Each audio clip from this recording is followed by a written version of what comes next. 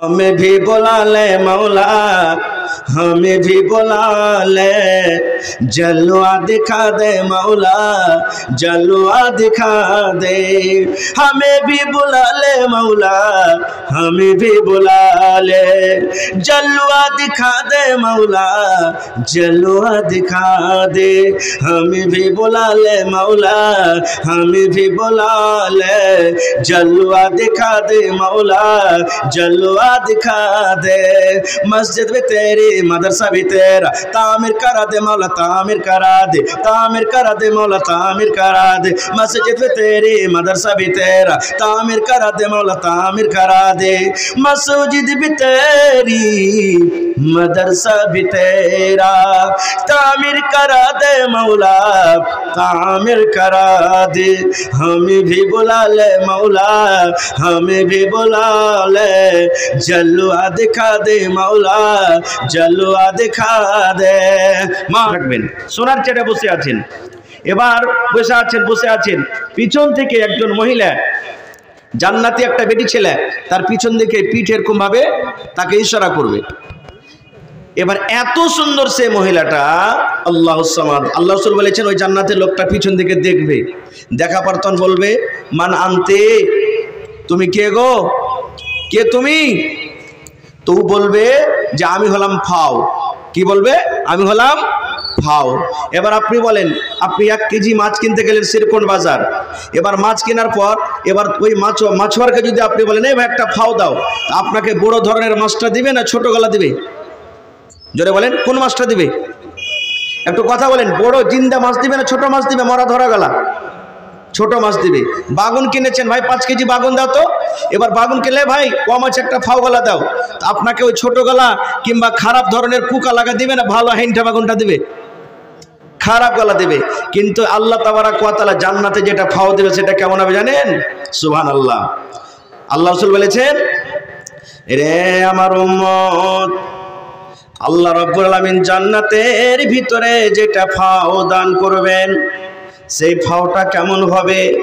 দয়ার নবী বলেছেন, উম্মত রে, ওই জান্নাতি মেয়ে ছেলে, ওই জান্নাতি বেটি ছেলে যদি দুনিয়াতে একবার নজর করে দেয়, এই পৃথিবীতে যদি একবার নজর করে দেয়, আল্লাহ রাসূল বলেছেন উম্মত, যখন রাত শুরু হয়, এবার রাতের পর যখন সকালবেলাতে সূর্য ওঠে, সূর্যের আলো হয়, ওই রাত কালো আন্ধার ঘুটঘুটে রাত শেষ হয়ে যায়। সূর্য ওঠার কারণে, সূর্যের আলোর কারণে রাতটা শেষ হয়ে যায়, আলো হয়ে যায়। আল্লাহ রাসূল বলেছেন উম্মত, ওই জান্নাতি মেয়ে ছেলে যদি দুনিয়াতে একবার নজর করে দেয়, আল্লাহ রাসূল বলেছেন উম্মত, আল্লাহ রাব্বুল আলামিন তাকে এত রূপ দান করেছেন, আল্লাহ তাকে এত সুন্দর করেছেন, তার রূপের কারণে সূর্যের তাপ, সূর্যের আলো ফিকা হয়ে যাবে। শুধু তা নয়, এই আমার মায়েরা খালারা, এই মাথাতে যে চুল বাঁধে, মাথাতে খোপাতে চুল বাঁধে, ওই ফলটা, যে ফলটা দিয়ে মায়েরা চুল বাঁধে, ওই ফলটার দাম কত হয়? ফলটা 5 টাকা তো পাওয়া যায়, ফলটা 10 টাকা তো পাওয়া যায়, 500 1000 টাকা তো পাওয়া যায়। কিন্তু নবী বলেছেন উম্মত, ওই জান্নাতি মেয়ে ছেলেকে আল্লাহ রাব্বুল আলামিন যেটা ফুল দান করবেন চুল বাঁধার জন্য, এই জমিনের উপরে আকাশের তলাতে যত কিছু মাল সম্পদ রয়েছে, সোনা রয়েছে, চাঁদি রয়েছে, দামি দামি সোনা রয়েছে, চাঁদে হীরা মুক্তি টাকা জমিন জায়গা রয়েছে, আল্লাহ রাসূল বলেছেন উম্মত রে, সমস্ত জিনিসকে বিক্রি করে যদি তুমি ওই জান্নাতি মেয়ে ছেলের ফুলটা খরিদ করতে চাও, আল্লাহ রাসূল বলেছেন উম্মত, দুনিয়ার সমস্ত কিছু বিক্রি হয়ে যাবে, তবে ওই জান্নাতি মেয়ে ছেলের মাথার ফুলটা তুমি কিনতে পারবে না। নারে তাকবীর। ভাই আমার, তবে যদি ফাওটার অবস্থা এরকম হয়, তবে যেটা অরিজিনাল হবে সেটা কেমন হবে? ইচ্ছা লাগে না, মনে আশা হয় না যে আল্লাহ তুই আমাদেরকে জান্নাত দিও? হচ্ছে কি হয় না? তবে কোন আমল করবেন যে আল্লাহ তাবারাক ওয়া তাআলা আপনাকে আমাকে জান্নাত দান করবেন? অনেক কথা রয়েছে। আজকে এই জমিনের উপরে সব থেকে সস্তা মাল, সস্তা জিনিস কি বলেন তো আপনারা, যার কোনো মূল্য নেই, দাম নেই? কথা বলেন, বলবেন না? সুবহানাল্লাহ। সেটা হলো আমার আপনার মেয়ে, আমার আপনার বেটি। দাম আছে? বলেন দাম আছে? আপনাদের এলাকাতে যখন বিয়ে শাদী হয় তখন আমার ভাইয়েরা যখন বিয়ে করতে বসে তখন গাড়ি ঘোড়া টাকা পয়সা লেওয়া দেওয়া হয় কি হয় না? হানা বলেন হয়? আচ্ছা বলেন, আপনি যখন 1 কেজি লবণ কিনতে যাবেন দোকানে, 10 টাকা 20 টাকা না হলে আপনাকে লবণ দিবে না? না দিবে? দিবে? দিবে না। খো ভাই মুসলমান, আল্লাহ তাবারক ওয়া তাআলা মান দিয়েছেন, সম্মান দিয়েছেন। যে মেয়েদের মান আমরা সম্মান দিই না, আজকে যত লোক এখানে বসে আছেন, আশা করছি প্রত্যেক মানুষের যাদের বিবাহ হয়েছে, ছেলে মেয়ে সন্তান হয়েছে, তাদের বাড়িতে মেয়ে আছে, আছে না নাই? আল্লাহ রাসূল সাল্লাল্লাহু আলাইহি ওয়াসাল্লাম বলেছেন, এরে আমার উম্মতের দল, তোমরা শুনে নাও, যার বাড়িতে 2টা মেয়ে জন্মগ্রহণ করেছে। কয়টা মেয়ে? এ হাদিসে 2টার কথা আছে, কিন্তু 2টা হোক, 3টা হোক, 1টা হোক, 5টা হোক, 7টা হোক, আল্লাহ রাসূল বলেছেন, উম্মত যার বাড়িতে মেয়ে জন্মগ্রহণ করেছে, ওই মেয়েটি দুনিয়াতে আসা পর যদি ওই মেয়ের বাবাটা মনটা ভারী না করে, আল্লাহর যদি শুকরিয়া আদায় করেন, আর ওই মেয়েটা যদি লালন পালন করেন, তাকে কাপড়ের দরকার হতে গেলে কাপড় দিতে হবে, তাকে পড়াইতে হবে, লেখাইতে হবে। এবার যখন বড় হবে, সুন্দর একটা ছেলে মেয়ে দেখে, সুন্দর একটা ছেলে দেখে, বর দেখে, আল্লাহ রাসূল বলেছেন ওই মেয়ের যদি বিয়ে লাগিয়ে দিতে পারে, আল্লাহ রাসূল বলেছেন, ও মেয়ের বাবা তুমি শুনে নাও, মনটা খারাপ করিও না, ভারী করিও না। দয়ার রাসূল বলেছেন, উম্মত আমি নবী আর ওই মেয়ের বাবা জান্নাতের ভিতরে যাব। শুধু জান্নাতে যাব না রে, নবীজি 2টা আঙ্গুলকে ইশারা করে বলছেন, ও আমার উম্মত তোমরা শুনে নাও, এই 2টা লোক যেমন পাশাপাশি হয়ে আছে, এই 2টা আঙ্গুল যেমন পাশাপাশি হয়ে আছে, আমি নবী আর ওই মেয়ের বাবা জান্নাতের ভিতরে পাশাপাশি হয়ে থাকবো। তাহলে মেয়েটা হলো একটা বড় নিয়ামত। মেয়ে যদি আপনার বাড়িতে এসেছে, তার যদি সুন্দরভাবে লালন পালন করতে পারেন, আল্লাহ তাবারক ওয়া তাআলা তার বিনিময়ে, তার বদলাতে কি দান করবেন? জোরে বলেন, জান্নাত দান করবেন। একটু কথা বলেন না যে ভাই, খাইনি টেনে ভরা আছে নাকি আপনার মুখে? আপনার বাড়িতে যদি মেয়ে হয়, মেয়েটার লালন পালন করলেন, মন ভারী করলেন না, আল্লাহর শুকরিয়া আদায় করলেন, একটা ভালো ছেলে দেখে তার বিয়ে লাগিয়ে দিলেন, আল্লাহ তাবারক ওয়া তাআলা এই আমলটার কারণে আপনার ঠিকানা, আপনার জায়গা কিয়ামতের দিন কোথায় করবেন? জোরে বলেন, জান্নাতের ভিতরে করবেন। কত বড় আল্লাহ তাবারক ওয়া তাআলা ওয়াফার দান করেছেন। কিন্তু হায়রে আফসোস, আজকে আমরা মুসলমান মেয়েদের মান সম্মান দিই না। যারা গায়র মুসলিম তারা তো বলে, মুসলমান আমরাও বলি যে আল্লাহ তাবারক ওয়া তাআলা মেয়েদের মান সম্মান দেয়নি। আজকে আমরা বলি, ভাই আমার, আল্লাহ তাবারক ওয়া তাআলা মেয়েদের মান সম্মান কত দিয়েছেন জানেন? আল্লাহর নবীর জামানাতে ইহুদি যারা ইহুদি, ওদের যখন স্ত্রীদের যখন হাইজ হইতো, মাসিক হইতো, তখন ওরা কি করতো জানেন? ওর স্ত্রীটাকে বলতে, এই তুই আমার পাশে ঘুমাবি না, আমার পাশে আসবি না, আমার বিছানা আসবি না, ঘরের ভিতরে আসবি না, তুই আমার জন্য রুটিও করবি না, ঘাটিও করবি না, তরকারিও করবি না, তুই আলাদা হয়ে থাক, নাপাক হয়ে আছিস। দুর্বাস্তব তাকে। সাহাবায়ে কেরাম যখন দেখলেন, আল্লাহ রাসূল বলেন, হুজুর একটা কথা বলবো। তো বলছেন কি? বলছে ইহুদিরা যা আছে, ওদের যখন স্ত্রীদের হাইজ মাসিক হয়, তখন কিন্তু ওরা কি করে, ওদের স্ত্রীকে আলাদা করে রাখে, যে তুই নাপাক হয়ে আছিস, তোকে রাখবো না পাঞ্জরে, তুই আমার পাঞ্জরে আসবি না, আমার বিছানা আসবি না, আমার ঘরে আসবি না। সুবহানাল্লাহ। দয়ার রাসূল বলে দিলেন, ও আমার সাহাবীরা তোমরা শুনে নাও, ও আমার উম্মত তোমরা শুনে নাও, তোমরা নিজের স্ত্রীদের যখন হাইজ মাসিক হবে রে উম্মত, তাকে বিছানে নিয়ে ঘুমাও, তার পাঞ্জরে তুমি ঘুমাইতে পাবে। আল্লাহ রাসূল বলেছেন তার সাথে কথা বলতে পাবে, তার সাথে তুমি কথা বলতে পাবে। এবার রাসূল বলেছেন একই জায়গাতে পাশাপাশি গায়ে গা লাগিয়ে তুমি ঘুমাইতে পারবে। আল্লাহ রাসূল বলেছেন, উম্মত শুধু তুমি একটাই কাজ করবে না, তার সাথে তোমার স্ত্রীর সাথে সহবাস করবে না, তোমার স্ত্রীর সাথে মিলন করবে না, তোমার স্ত্রীর সাথে হামবিস্তারি করবে না, তাছাড়া তোমার স্ত্রীর জন্য সব জায়গা আছে, তোমার জন্য সব জায়গা আছে, যা ইচ্ছা তা তুমি করতে পারো। এই আমার মুসলমান ভাইয়েরা, এবারে মা আয়েশা রাদিয়াল্লাহু তাআলা আনহা বলেন, আল্লাহর রাসূল আমার পাঞ্জরে বসে আছেন। মা আয়েশা বলেন, এই যে গিলাস রয়েছে, গিলাস আমি দুধ পান করে, গিলাস আমি পানি পান করে, নবীজি আমার দিকে দেখছেন। আমার স্ত্রী আয়েশা গিলাসের কোন জায়গাতে মুখ লাগায়, ঠোঁট লাগায় পানি পান করেন। এবার মা আয়েশা বলেন, এবারে পানি পান করতে করতে যখন আমি গিলাসটা রেখে দিলাম, দুধ পান করতে করতে হয়তো আর দেখব দুধ এখনো আছে কিংবা এখনো কিছু পানি রয়েছে, আমি গিলাসটাকে রেখে দিলাম। মা আয়েশা বলেন, যে গিলাসটা আমি রাখলাম, ওরে সুবহানাল্লাহ, দয়ার নবী চট করে গিলাসটাকে উঠিয়ে নিলেন। যে জায়গাতে আমি আয়েশা ঠোঁট লাগাইয়ে পানি পান করলাম, যে গিলাস আমি ঠোঁট লাগাই আমি পানি পান করলাম, দুধ পান করলাম, দয়ার নবী ওই জায়গাতে ঠোঁট লাগাইয়ে মুখ লাগাইয়ে পানি পান করলেন। শুধু তা নয়, মা আয়েশাও বলেন, আমি হাড্ডি চুষে চুষে খাই, আমি গোশত ছিঁড়ে ছিঁড়ে খাই। আল্লাহ নবী আমার দিকে দেখছেন, আমার স্ত্রী আয়েশা গোশতের কোন জায়গাতে দাঁত লাগায় কামড় দেয়। এবার মা আয়েশা বলেন, ওই পিসটাকে যখন আমি থালাতে রেখে দিলাম, দয়ার নবী চট করে পিসটাকে উঠিয়ে নিলেন। যে জায়গাতে আমি আয়েশা কামড় দিয়েছি, যে জায়গাতে আমি আয়েশা দাঁত লাগিয়েছি, দয়ার নবী ওই জায়গাতে দাঁত লাগায় কামড় দিতেন। নারে তাকবীর! এত মহব্বত ভালোবাসা, কত মান সম্মান দিয়ে দিলেন। আর মা আয়েশা আরো কি বলছেন জানেন? ওই অবস্থাতে আল্লাহ রাসূল এই কাজটা করেছেন, তখন আমি হায়েজ মাসিকের অবস্থাতে ছিলাম। তা আল্লাহ রাসূল সাল্লাল্লাহু আলাইহি সাল্লাম মেয়েদের মান সম্মান বাড়ালছেন না বাড়াননি? আল্লাহ রাব্বুল আলামিন ইজ্জত সম্মান দিয়েছেন কি দেননি? কিন্তু হায়রে মুসলমান, আজকে যদি আমার বাড়িতে, আপনার বাড়িতে যদি মেয়ে জন্মগ্রহণ করে, মনটা ভারী করে বসে থাকবো, মুখখানটা কালো হয়ে যাবে।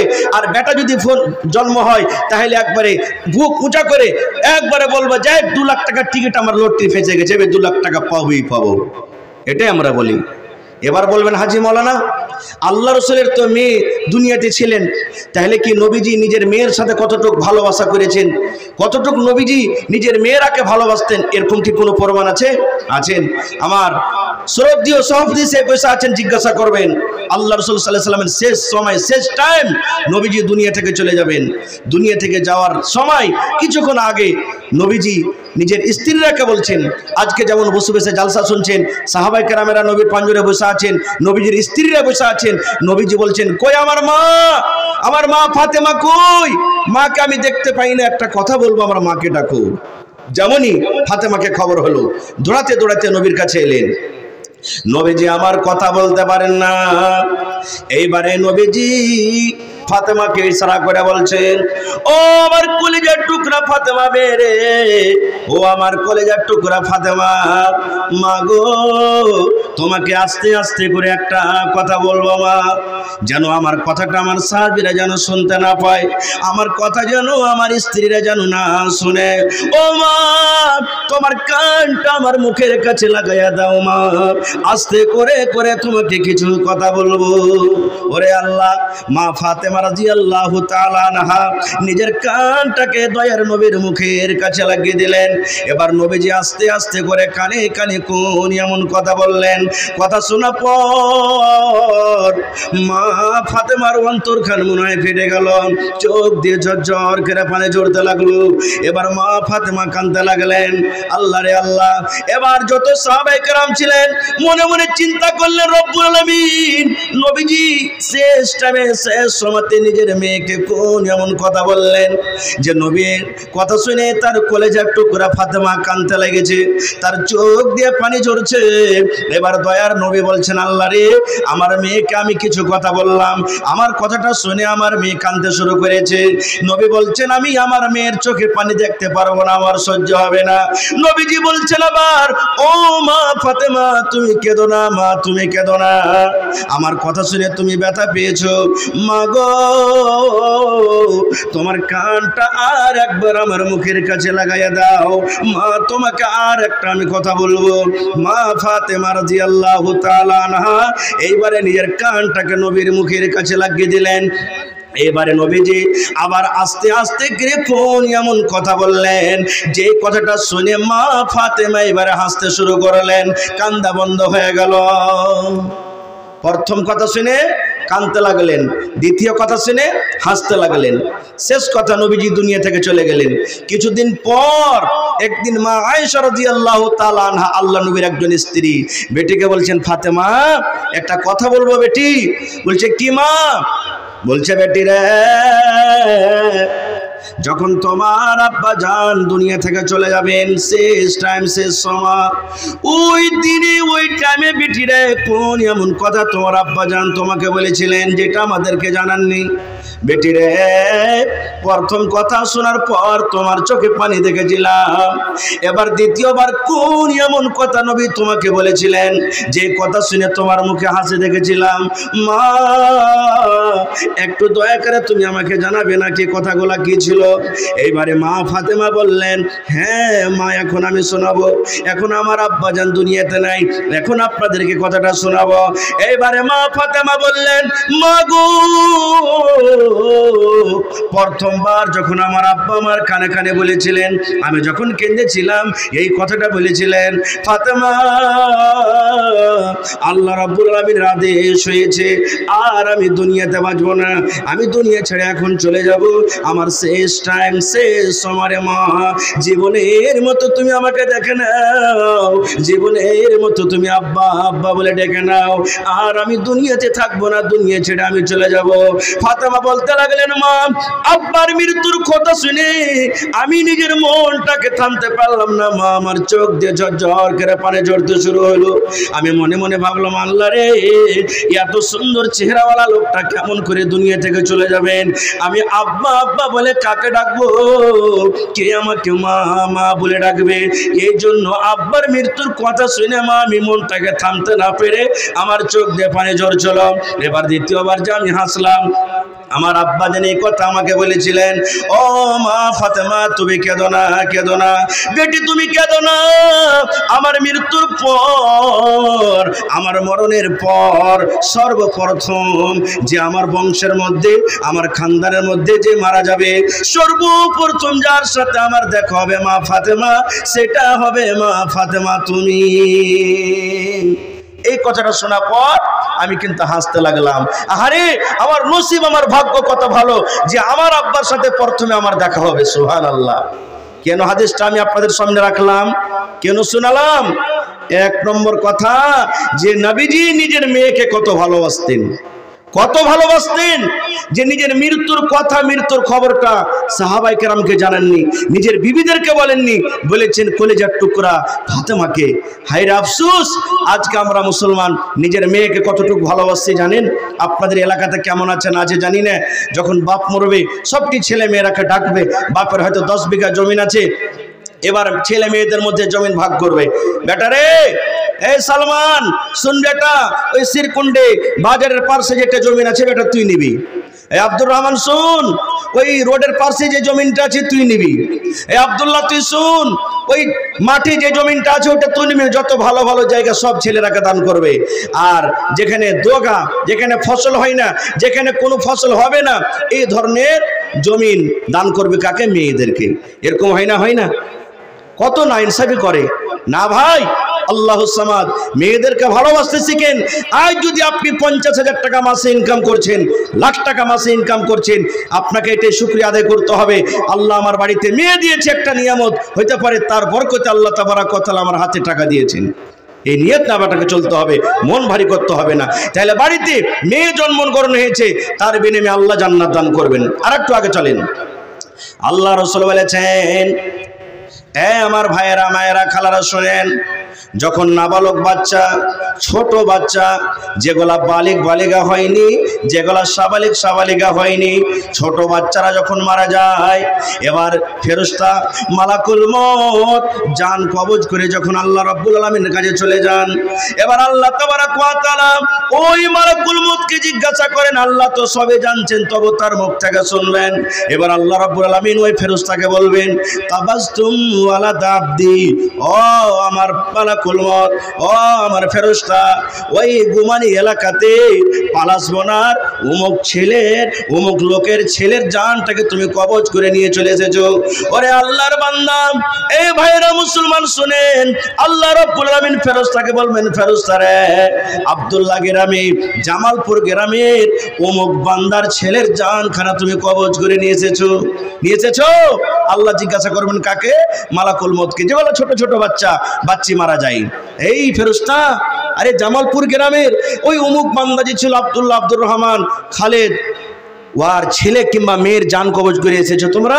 ছোট বাচ্চা যেগুলা, আল্লাহ তো সবই জানছেন না, জানেন না, জানছেন না, তবে মুখ থেকে শুনবে ফেরেশতারা। তখন ফেরেশতারা বলবেন, জি আল্লাহ, জান তো কবজ করে এনেছি। আল্লাহ রাব্বুল আলামিন বলেন, ফেরেশতা রে, যখন তুমি জানখানা কবজ করো রে ফেরেশতা, ওই টাইমে ওই সময়তে আমার বান্দা কি বলেছিল রে বান্দা, ওই সময়তে ওই টাইমে যখন তুমি তার ছেলের জানখানাকে কবজ করো, ওই টাইমে ওই সময়তে আমার বান্দাটা কি বলছিল। এবার ফেরেশতারা বলবেন, রব্বুল আলামিন ওই টাইমে ওই সময়তে তোমার শুকরিয়া আদায় করেছেন, তোমার তারিফ করেছেন আল্লাহ, তোমার বড়াই বয়ান করেছেন, আর বলেছেন ইন্না লিল্লাহি ওয়া ইন্না ইলাইহি রাজিউন, আল্লাহুম্মা আজুরনি ফি মুসিবাতি ওয়া আখলিফ লি খায়রাম মিনহা। এই দোয়াটা পড়েছিলেন। কয়টা লোক জানে দোয়া? যতটি লোক এখানে বসে আছেন, যদি একটা একটা করে জিজ্ঞাসা করি, দাদা নানা এই ভাই, মৃত্যুর খবর যখন পাবেন তখন কি দোয়াটা পড়বেন? কয়টা লোক বলতে পারবো? পারবো না আমরা, চুপচাপ থেকে যাবো আমরা। তা আল্লাহর ফেরেশতারা বলবেন, আল্লাহ যখন ওই বান্দার ছেলের জানখানাকে কবজ করি, কান্দা কাটা হাওমাও করে চিৎকার করেনি, জমিনে গড়াগড়ি করেনি, আল্লাহ তোমার তারিফ, তোমার শুকরিয়া আদায় করেছে, আর এই দোয়াটা পড়েছিল। এ আমার ভাইয়েরা, মেয়েরা, খালারা শোনেন, বাচ্চা ছেলে যখন মারা যাবে, জীবনে কোনোদিন কান্দিয়েন না, সবর করবেন, দোয়া পড়বেন। এবার আল্লাহ রাব্বুল আলামিন ওই ফেরেশতার কথা শুনে বলবেন, ফেরেশতা রে, তুমি সাক্ষ্য থাকো, গাওয়া থাকো, আমি আল্লাহ রাব্বুল আলামিন ওই ছেলের মার জন্য, ওই ছেলের বাবার জন্য জান্নাতের ভিতরে একটা ঘর বানিয়ে দিলাম, ওর জান্নাতের ভিতরে একটা ঘর বানিয়ে দিলাম, ওই ছেলের বাবার জন্য জান্নাতের ভিতরে একটা ঘর বানিয়ে দিলাম।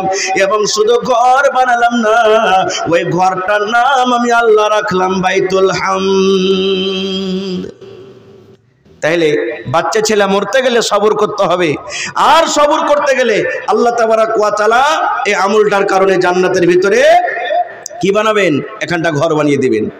দুটো আমল হয়ে গেল। 3 নম্বরে, আজকে আমি খুতবার পর একটা সূরা পড়েছি, বলেন তো সূরাটার নাম কি? কেউ বলতে পারবেন সামনে থেকে? মাশাআল্লাহ, সূরাটার নাম কি? জোরে বলেন। হায় আল্লাহ, কথা কেন বলেন না আপনারা ভাই? সূরাটার নাম কি? সূরাতুল ইখলাস। সূরাটা তো আশা করছি সবাই জানছেন, না জানতে গেলেও জানতে হবে। কেন? মুসলমান কিছু জানুক বা না জানুক, সূরাতুল ফাতিহার সূরাতুল ইখলাস তো জানবি। কেউ তো নেকি মনে করে জানে, কেউ তো বিয়ে করার জন্য শিখবে। কারণ দাদু নানা বাড়িতে আছে, দাদি আছে, বড় হয়ে গেল, পড়িতে যায়নি, বলবে হারে লিস্টি লাগা, কাল বাদ পরশু থেকে দেখতে আসবে রে মরা, তুই দুটা সূরা গালা না শিখবি তো কেমন করে হবে?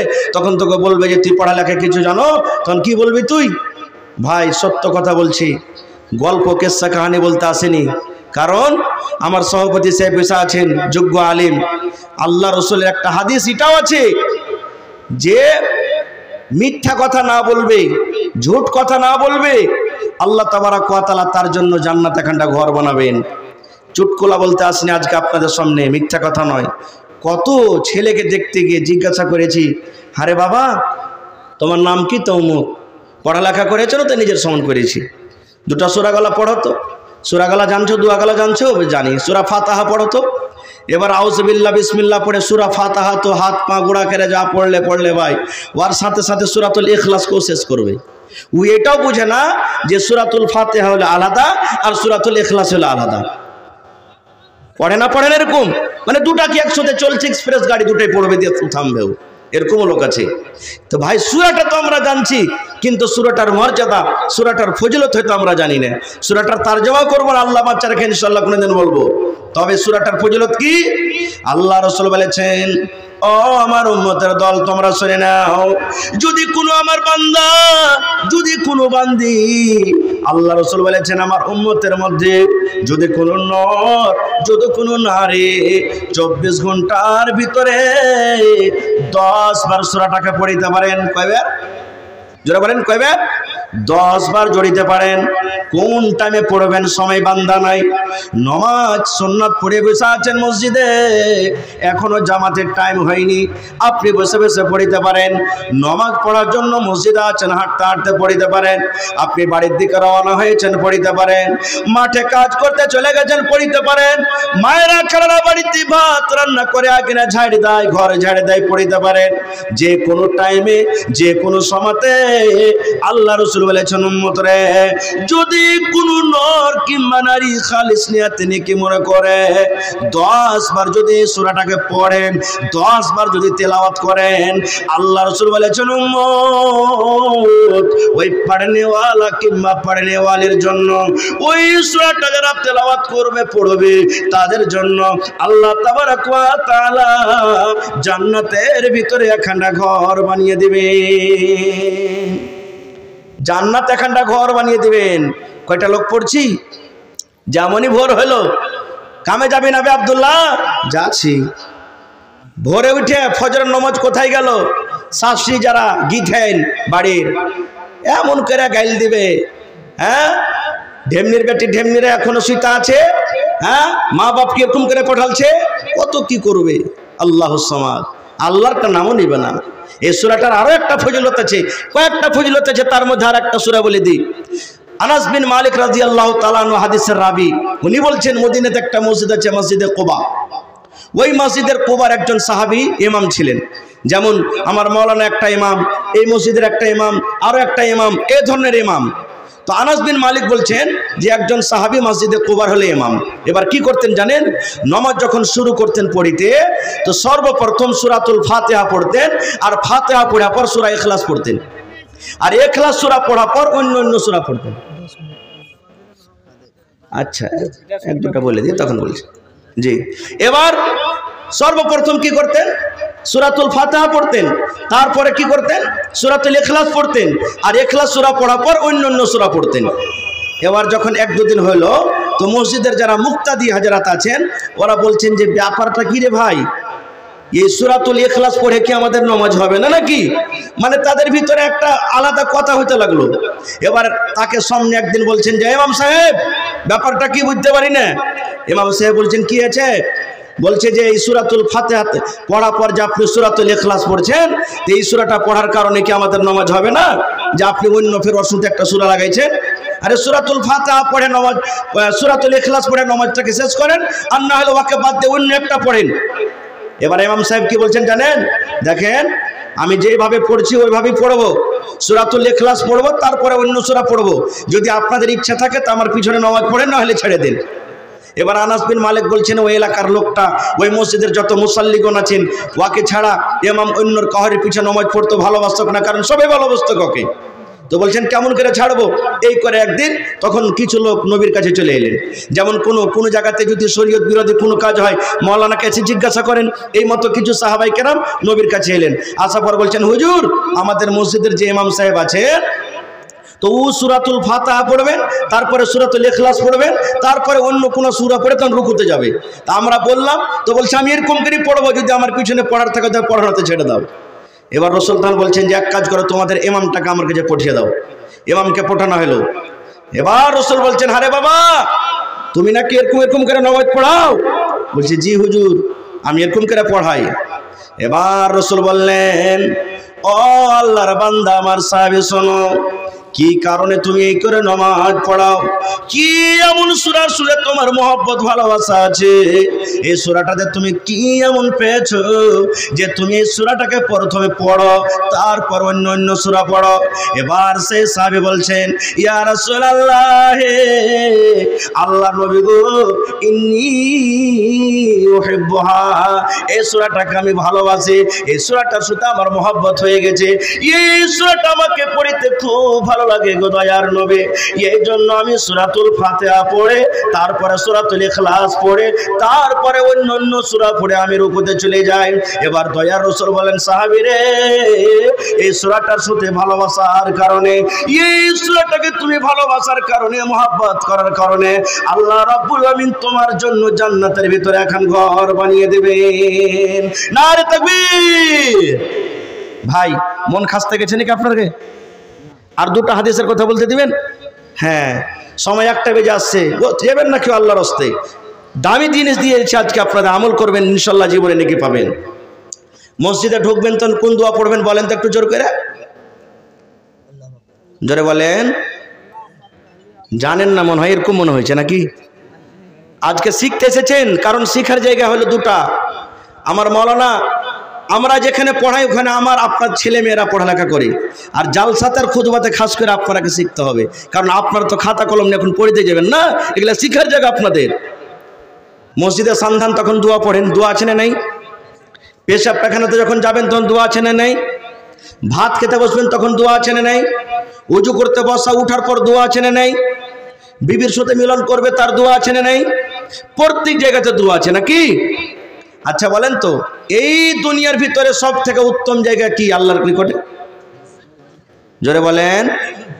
মসজিদ। আর সব থেকে নোংরা খারাপ জায়গা? জোরে বলেন। বাজার। আল্লাহ রাসূল বলেছেন, উম্মত রে, মসজিদে যখন তুমি ঢুকবে রে উম্মত, তখন দোয়া আছে। ওযু করতে বসা পরে দোয়া আছে, বিবির কাছে যাওয়ার দোয়া আছে, খাওয়ার দোয়া আছে, এই করে করে প্রত্যেক জায়গাতে দোয়া আছে রে উম্মত।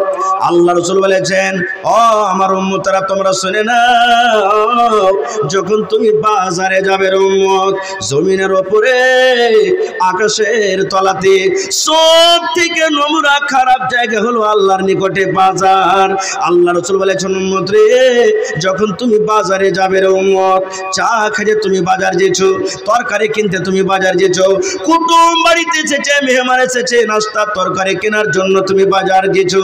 আল্লাহ রাসূল বলেছেন, উম্মত রে, ওই বাজারে যখন তুমি ঢুকবে, বাজারে যখন তুমি যাবে, চকে যখন তুমি যাবে, বাজারে যখন তুমি ঢুকবে, রাসূল বলেছেন, উম্মত, বাজারে ঢোকার টাইমে একটা দোয়া আছে রে উম্মত, বাজারে সন্ধ্যার আগে একটা দোয়া আছে, বাজারে দাখিল হওয়ার টাইমে একটা দোয়া আছে। কি দোয়াটা? আল্লাহ রাসূল বলেছেন, উম্মত, এই দোয়াটা পড়ে যদি তুমি বাজারে দাখিল হও, এই দোয়াটা পড়ে যদি বাজারে যাও, নর হোক কিংবা নারী হোক, আল্লাহ রাসূল বলেছেন, যখন তুমি দোয়াটা পড়ে বাজারে যাবে, নবী বলেছেন, চারখানা ফজিলত তোমার হয়ে যাবে। এক নম্বর, তোমার জীবনে যত ছোট ছোট গুনাহ হয়েছে, তোমার জীবনে যত ছোট ছোট সাগীরা গুনাহ হয়েছে, জীবনের 10 লক্ষ গুনাহকে আল্লাহ মাফ করে দিবেন। রাসূল বলেছেন, তোমার জীবনে যত ছোট ছোট, আল্লাহ রাসূল বলেছেন, গুনাহ হয়েছে, 10 লক্ষ গুনাহ আল্লাহ মাফ করবেন। 10 লক্ষ আল্লাহ রাব্বুল আলামিন তোমার রেজিস্টারে নেকি তুলে দিবেন, এবং 10 লক্ষ মার্তবা দরজাকে আল্লাহ উঁচা করে দিবেন। এবং ওয়াফি রাওয়ায়াতিন, এই হাদিসটার ব্যাপারে অন্য রাওয়ায়াতে আল্লাহ রাসূল বলেছেন, উম্মত রে, এই দোয়াটা পড়ে যদি তুমি বাজারে ঢুকো রে উম্মত, এই দোয়াটার পড়ার কারণে আল্লাহ রাব্বুল আমিন জান্নাতের ভিতরে তোমার জন্য একটা ঘর বানিয়ে দিবেন। শুধু দোয়াটা পড়বেন, কতটি নেকি? 10 লক্ষ নেকি পাবেন, 10 লক্ষ সাগীরা গুনাহ মাফ হবে, 10 লক্ষ আপনার দরজা উঁচা হবে, আর কি হবে? জান্নাতের ভিতরে একটা ঘর বনবে। বলেন, দোয়াটা পড়ার ইচ্ছা আছে না নাই? আছে? বলবেন, হাজি মাওলানা এত নেকি? জি। কি দোয়াটা? লা ইলাহা ইল্লাল্লাহু ওয়াহদাহু লা শারীকা লা লাহুল মুলকু ওয়া লাহুল হামদু ইউহয়ী ওয়া ইউমীত ওয়া হুয়া হাইয়্যুন লা ইয়ামুতু বিয়াদিহিল খায়র ওয়া হুয়া আলা কুল্লি শাইইন কাদির। এটা বাজারে দাখিল হওয়ার দোয়া, এটা বাজারে সান্ধার দোয়া, এটা বাজারে যাওয়ার দোয়া। রাসূল বলেছেন উম্মত যদি বাজারে ঢোকার টাইমে এই দোয়াটা পড়তে পারো রে উম্মত, লা ইলাহা ইল্লাল্লাহু ওয়াহদাহু লা শারীকা লা লাহুল মুলকু ওয়া লাহুল হামদ ইউহয়ী ওয়া ইউমীত ওয়া হুয়া হাইয়্যুন লা ইয়ামুতু বিয়াদিহিল খায়র ওয়া হুয়া আলা কুল্লি শাইইন কাদির। দোয়া পড়লেন, আল্লাহ জান্নাতের ভিতরে একটা ঘর বানিয়ে দিলেন। আজকে কিসের জালসা? জোরে বলেন, জোরে বলেন না জি ভাই। হ্যাঁ, মসজিদটা কার ঘর? আল্লাহর। মসজিদ শব্দের মানে কি? সাজদা করার জায়গা। মসজিদে সাজদা করি না, করি না? এবার বলবেন হাজি মাওলানা এই যে এত জালসাতে দান করলাম, এই দান করে কি লাভ আছে? কারণ আজকে আমার বিষয় কোন আমল করতে গেলে আল্লাহ জান্নাত দান করবেন, জান্নাতে ঘর বানাবেন। আল্লাহ রাসূল বলেছেন মান বানা লিল্লাহি মসজিদান বানাল্লাহু লাহু বাইতান ফিল জান্নাহ। আল্লাহ রাসূল বলেছেন উম্মত যদি কোনো মানুষ আল্লাহকে রাজি করার জন্য, আল্লাহকে সন্তুষ্ট করার জন্য আল্লাহর এখানে ইবাদতখানা মসজিদ নির্মাণ করে, আল্লাহ তাবারাক ওয়া তাআলা তার জন্য জান্নাতের ভিতরে এখন ঘর বানিয়ে দিবে। দুনিয়াতে যা মসজিদ বানাবেন আপনার জন্য আল্লাহ তাবারাক ওয়া তাআলা জান্নাতে ঘর বানাবেন। ভাই আমার, এই হাদিসটাতে আরো কয়েকটা হাদিস আছে, আমি ওদিকে যাব না। আল্লাহ রাসূল বলেছেন উম্মত রে যদি গোটা মসজিদ তোমরা বানাইতে না পারো, সহিহ হাদিস, পাখি যা আছে পাখির বাসার সমানে যদি একটা ঘর বানাও আল্লাহ তার বিনিময়ে জান্নাতের ভিতরে একটা ঘর বানাবে। ভাই আলহামদুলিল্লাহ, সব আপনারা যত যে দান করেছেন আল্লাহ বাঁচিয়ে রাখে। এই বিষয়ে নিয়ে আবার কোনোদিন আলোচনা করব। একটা রাত বেজে গেল, তবে 5 মিনিট আপনাদের সময় আর নিব। মা খালারা আছে কিনা বসে জানি না, তবে মা খালারা যদি আমার ওয়াজ শুনে থাকেন মহব্বতের সাথে এই আল্লাহর ঘরকে ভালোবেসে নেকির আশাতে, দেখি এখানটা গলার হার গলা কেউ দান করতে পারবেন কিনা, দেখি কোনো মা খালা একটা আংটি দান করতে পারবেন কিনা, দেখি কোনো মা খালা নাকের কানে দিতে পারবেন কিনা, দেখি কোনো মা খালা কাঁসার বদনা, কাঁসার থালি, কাঁসার গিলাস গলা একটা দান করতে পারবেন না। এবং আপনাদের সামনে বেশি আমি চাহাবো না, মহব্বতের সাথে আল্লাহ তাবারাক ওয়া তাআলার কাছে হওয়ার জন্য ইবাদত, আল্লাহ রাব্বুল আলামিনের ইবাদতখানা মসজিদের জন্য কয় ওয়াক্তের নামাজ আল্লাহ ফরজ করেছেন দিন রাতে? জোরে বলেন। কয় রাকাত ফরজ করেছেন? হায় রে আল্লাহ, জি দেখেন একটাই ছেলে বলতে পারলেন। হাজি ভাই এগুলা তো একবারে ছোট ছোট সওয়াল, ছোট ছোট সওয়াল। এখানে যদি বলে দি যে অমুক ফিল্মে কয়টা গান আছে, পট করে বলে দেবে। হ্যাঁ ভাই, 17টা লোক, বেশি আমি যাইছি না আপনার কাছে। দেখি কোন আল্লাহর বান্দা আছেন 1 বড়া 2 বড়া 3 বড়া করে নগদ হোক বাকিতে হোক 17টা বড়া সিমেন্ট দান করবেন, 17 বড়া সিমেন্ট দান করবেন। মা মারা গেছেন, আব্বা মারা গেছেন, দাদু দাদি কবরে চলে গেছেন। আল্লাহ রাসূল বলেছেন, একজন সাহাবী এসে বলছেন হুজুর মা বেঁচে নাই, মা মারা গেছেন, থাকলে হয়তো মায়ের খেদমত করতাম, তো মার জন্য কি কিছু করতে পারা যাবে না? রাসূল বললেন সাহাবী রে, মা তোমার মারা গেছে, মায়ের জন্য দান করো, টিউবওয়েল দিয়ে দাও, মসজিদ বানিয়ে দাও, মাদ্রাসা বানিয়ে দাও, ফকির মিসকিনকে দান করে দাও, যারা খেতে পায় না খাবার দাও। আল্লাহ তোমার মায়ের কবরে অনলাইন এই নেকিগুলো পৌঁছে দিবে। দেখি 17টা লোক, পারলে একটা লোকে 17টা দিতে পারবেন। এবং শেষের বেলাতে 5টা লোক দেখি 1000 টাকার টাকা দিতে পারবেন কেউ? নগদ হোক বাকিতে হোক, যারা দিয়েছেন কিংবা না দিয়েছেন, একটা আপনার রাখলাম 5টা লোক 1000 টাকার টাকা, এবং 17টা লোক 1 বড়া হোক 2 বড়া হোক 3 বড়া হোক করে 17 বড়া সিমেন্ট। দেখি কোন আল্লাহর বান্দা আছেন। মাশাআল্লাহ, নারে তাকবীর। এই দেখেন 1 বড়া সিমেন্টের দাম 500 টাকা হাজির হয়ে গেছে। মহিলা পেন্ডাল থেকে একজন বেনামিতে আল্লাহ তোমার কোনো বান্দি 500 টাকা দান করেছেন। দেখি আর 16 বস্তা সিমেন্ট, 500 টাকার টাকা কিংবা মাশাআল্লাহ। দেখেন আমার নানা কিনা কাবাতুল্লাহ সাহেব 2 বস্তা সিমেন্ট হয়ে গেল, তাহলে 3 পকেট হয়ে গেল ভাই, 17তে 3 হয়ে গেল। দেখি 4 নম্বরে কোন আল্লাহর বান্দা আছেন? ভাই আজকে আপনার কাছে দান চাচ্ছি, আল্লাহ রাসূলের হাদিস, এক টাইম এক সমান এক জামানা এমন আসবে, মাল এত হবে মানুষের কাছে, মাল টাকা নিয়ে রাস্তাতে বাজারে ঘুরে বেড়াবে, আমার মাল নিয়ে লাও, কিন্তু লেওয়ার কেউ হবে না। খুব এই দেখেন একজন আমার ভাই, কি নাম, সাফি আনসারি, এক বড়া সিমেন্ট 4 বড়া হয়ে গেল ভাই, মাশাআল্লাহ। নাজির মৌলানা পুরাতন পলাশবনা থেকে 2 বড়া 6 বড়া হয়ে গেল ভাই। 17তে 6 বাদ মাত্র 11 আর মাশাআল্লাহ। সাবান 300 টাকা, আকমাল 300 টাকা, माशाल्लाह। देखिए यार 11टा लोग, हमें भी बुला ले मौला, हमें भी बुला ले, जलवा दिखा दे मौला, जलवा दिखा दे, हमें भी बुला ले मौला, हमें भी बुला ले, जलवा दिखा दे मौला, जलवा दिखा दे, हमें भी बुला ले मौला, हमें भी बुला ले, जलवा दिखा दे मौला, जलवा दिखा दे, मस्जिद भी तेरी मदरसा भी तेरा, तामीर करा दे मौला, तामीर करा दे, तामीर करा दे मौला, तामीर करा दे, मस्जिद भी तेरी मदरसा भी तेरा, तामीर करा दे मौला, तामीर करा दे, मस्जिद भी तेरी मदरसा भी तेरा, तामीर करा दे मौला, तामीर करा दे, हमें भी बुला ले मौला, हमें भी बुला ले, जलवा दिखा दे मौला, जलवा दिखा दे। माशाल्लाह আরো একটা বড়া এসেছে, তাহলে ভাই 10 বড়া বাঁচলো, আর মাত্র 10টা। আনোয়ার ভাই 1 বড়া 500 টাকা দিলেন ভাই, মাত্র আর 9 বড়া। দেখি কোন আল্লাহর বান্দা আছেন, এই শেষের বেলাতে দোয়া করে দেব। আমি একজন মুসাফির মানুষ, কে জানি আল্লাহ কখন কার দোয়া কার আমিন কবুল করবেন সেটা আল্লাহ জানেন। ভাই আর 9টা লোক, দেখি কোন আল্লাহর বান্দা আছেন, ভাই সিমেন্টের বস্তা লেখান, না হলে 500 টাকার টাকা দেন। দেখি মায়েরা খালারা একটা গলা থেকে ছোট মোটো হার বা আংটি দান করতে পারবেন না? একজন বেনামিতে 100 টাকা, একজন 300 টাকা। মাশাআল্লাহ। এই দেখেন কি নাম ভাই, জাহিদ আলম, 1 বড়া সিমেন্ট, নারে তাকবীর। আর 8টা লোক ভাই, দেখি কোন আমার সোনার বন্ধু আছেন, দেখি কোন আল্লাহর বান্দা আছেন, আর মাত্র 8টা লোক। আজ মন মোর চঞ্চল রে ভাই, ঝরে দুটে আঁখি, বোঝাইলে বুঝিস না তুই কোন জঙ্গলের পাখি রে, আজ মন মোর চঞ্চল রে। কি নাম? মাশাআল্লাহ, ওয়াসিকুল ভাই 2 বড়া, তাহলে আর 6 বড়া বাঁচলো ভাই, 11 বড়া হয়ে গেল। মাশাআল্লাহ। দেখি কোন আল্লাহর বান্দা আছেন, 11 বড়া আর 6টা বড়া। এই দেখেন আমার একজন ভাই 1 বড়া দান করলেন, আর 5টা বড়া ভাই।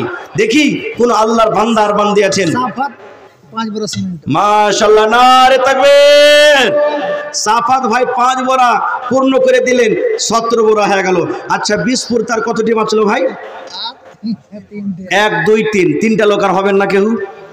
দেখি কোন আল্লাহর বান্দা নেই? ইনশাআল্লাহ হবে। হিম্মতে বান্দা মাদাদে খোদা। হিম্মত করতে গেলে আল্লাহ তাবারাক ওয়া তাআলা গায়বী মদদ করবেন।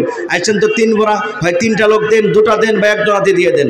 দেখি কোন আল্লাহর বান্দা আছেন, মাত্র আল্লাহুস সামাদ, 3টা বড়া। মুস্তাফিজ 1 বড়া। মাশাআল্লাহ। দেখেন মুস্তাফিজ ভাই 1 বড়া, নারে তাকবীর। তাহলে ভাই 18 বড়া হয়ে গেল। দেখি 2টা পকেট আর কেউ দিতে পারবেন না? আজ মন মোর চঞ্চল রে ভাই, ঝরে দুটে আঁখি, বুঝাইলে বুঝিস না তুই কোন জঙ্গলের পাখি রে, আজ মন মোর চঞ্চল রে। কি নাম? মাশাআল্লাহ, নারে তাকবীর। ইব্রাহিম ভাই 2 বড়া সিমেন্ট, 20 হয়ে গেল। মাশাআল্লাহ, জাযাকাল্লাহ। আচ্ছা ভাই বলেন তো কোরআন মাজিদ কয় পারা আছে? কোরআন মাজিদ কয় পারা আছে জি ভাই? হ্যাঁ, আর 10 বড়া পারবেন না 10টা লোক? ইব্রাহিম ভাই 2 বড়া দিয়ে 20 পুরিয়ে দিলেন, আর 10টা লোক কি হয় নাই? 10টা কোন আল্লাহর বান্দা নাই? দেখি। মাশাআল্লাহ, একজন বেনামিতে 100 টাকা। মাশাআল্লাহ, জাযাকুমুল্লাহ, বারাকাকুমুল্লাহ, হায়াকুমুল্লাহ। আহা, নতুন পালাসবোনা থেকে বদরুদ্দিন সাহেব নানা আমার 1 বড়া 21 বড়া হয়ে গেল, আর 9টা লোক। মাশাআল্লাহ। হবুর 5 বড়া, নারে তাকবীর। মাশাআল্লাহ। হবুর ভাই 5 বড়া, সামু 2 বড়া, তাহলে 21 আর এদিকে 7 হয়ে গেল। কতটি হলো? 28 বড়া আর 2টা বড়া। মাশাআল্লাহ। কি নাম না? জি নূর ইসলাম সাহেব 2 বোরা। নারে তাকবীর, মাশাআল্লাহ। আল্লাহু সামাদ, দেখেন 30 বোরা হয়ে গেল। আল্লাহু সামাদ। আচ্ছা ভাই, ফাও দিবেন না কেউ 5 বোরা? ফাও দিবেন না? 5 বোরা কেউ ফা দিবেন না কোন আল্লাহর বান্দা? ইনশাআল্লাহ হবে, ইনশাআল্লাহ হবে। এই দেখেন কি নাম? সাজ্জাদ ভাই। আর 300 টাকা দিলে 1 বোরা সিমেন্ট হয়ে যেত না? হইবে? হ্যাঁ, ওদিকও দিয়েছেন। আচ্ছা চলেন, আমার হাতে দোয়া লওয়ার জন্য 200 টাকা দিলেন ভাই, মাশাআল্লাহ। বেনামিতে 100 টাকা দান করলেন। 5টা বোরা ভাই দেখি। আজিজুর রহমানের স্ত্রী 1 বোরা। মাশাআল্লাহ, আজিজুর রহমান সাহেবের স্ত্রী 1 বোরা। 31 বোরা হয়ে গেল ভাই। 4 বোরার ভাই দেখি কোন আল্লাহর বান্দা আছেন। 4টা পকেটার 5 বোরা। জরিপ জামালপুরে জরিপ 5 বোরা। মাশাআল্লাহ, নারে তাকবীর। জামালপুর থেকে মোহাম্মদ জরিপ 5 বোরা। তাহলে 31 আর 5 কত হলো? 36 নাকি?